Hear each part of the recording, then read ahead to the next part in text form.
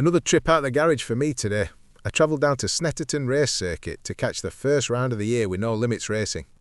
I set off early on Saturday morning. The weather started off a little misty, but before long I were riding through some right dense fog, so I didn't bother stopping to get the camera out again until I pulled into Peterborough Services for a bit of breakfast.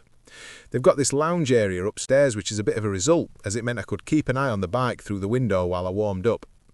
By the time I reached the circuit, the mist had cleared and it was turning into a mega day. I got the new tent pitched straight away. It's the newly released update to the OEX Hyena 2. I've paired it with a Van Gogh adventure tarp on the front to give myself some extra shelter.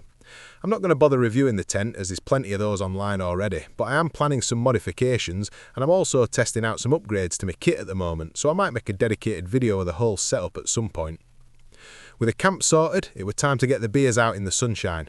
There's a great atmosphere in the paddock during race weekends, seeing all the vans and the race teams getting stuck in.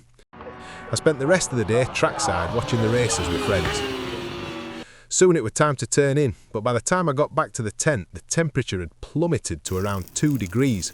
There was a thin layer of frost all over the fly sheet. It was a very cold night's sleep. Sunday morning started with a trip to the showers in a failed attempt to get warmed up. The water would barely lukewarm, so it was back to the tent for a steaming coffee in bed instead. Before long though, a friendly motorhomer took pity on me and sorted me out with a proper bacon, egg and mushroom sandwich, which hit the spot. I spent the rest of the day between the trackside watching the racing and having a wander around the paddock. I always enjoy a look at the bikes in the car park too. Obviously my favourite were this Suzuki V-Strom, but this Indian were the one I'd most like to have a go on, something completely different.